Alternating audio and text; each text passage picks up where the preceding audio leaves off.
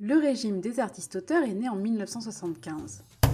Avant, les artistes-auteurs n'étaient pas considérés comme des travailleurs. Leur rémunération était donc peu chargée socialement. Les droits d'auteur étaient un simple revenu de propriété et pas un revenu du travail. La création du régime des artistes-auteurs correspond à une période de fort développement des industries culturelles. Derrière les œuvres, on réalise qu'il y a des créateurs bien vivants. C'est la première reconnaissance des artistes-auteurs comme des individus qui ont besoin d'une protection sociale. Retraite, indemnité maladie, maternité et paternité, etc.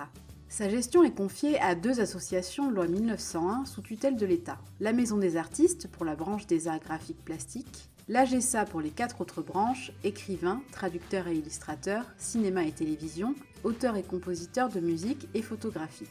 Le législateur a rattaché le régime des artistes-auteurs au régime général de sécurité sociale. Ce choix a mis en place des similitudes entre les artistes-auteurs et les salariés. Si les artistes-auteurs sont des indépendants, on estime que le lien qui les unit à leurs diffuseurs, producteurs, éditeurs, etc., n'est pas neutre, puisque ces derniers exploitent leurs œuvres. Au début, les artistes-auteurs cotisent à même hauteur que les salariés.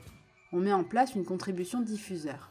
À seulement 1%, elle est censée être l'équivalent de la part patronale et doit augmenter peu à peu dans le temps pour marquer la solidarité sociale des diffuseurs envers les artistes-auteurs. Mais cette contribution n'augmente que de 0,1% depuis 1975. Les artistes-auteurs, eux, voient leur cotisation sociale augmenter, les plaçant à mi-chemin entre des taux de salariés et d'indépendants selon les cas.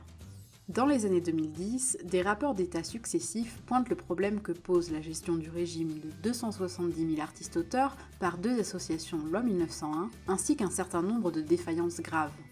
C'est pour cela que depuis 2020, le recouvrement des cotisations est basculé à l'URSSAF Limousin.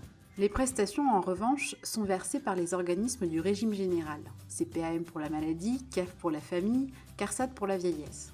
Tous les artistes-auteurs cotisants ne bénéficient pas des prestations du régime des artistes-auteurs. Il faut atteindre un seuil de rémunération, environ 9 000 € de revenus par an, pour avoir accès aux indemnités. C'est un principe général pour toutes les activités professionnelles en France. Pour ceux qui n'atteignent pas une telle somme, ils sont dans la plupart des cas déjà protégés par un autre régime s'ils ont un autre métier. Mais si leur activité d'artiste-auteur est leur activité principale, ils peuvent à titre exceptionnel demander à être affiliés. Quand ils atteignent le fameux seuil, les artistes-auteurs doivent aussi cotiser pour leur retraite complémentaire auprès de l'IRSEC, qui gère 3 régimes différents, RACD, RAAP, RACL. En résumé, le régime des artistes-auteurs, c'est 5 branches gérées par 2 associations loi 1901, l'AGESA et la MDA. Du fait des défaillances passées, le recouvrement des cotisations est assuré désormais par l'URSSAF Limousin. Quant aux prestations sociales, elles sont gérées par des CPAM, CAF et CARSAT.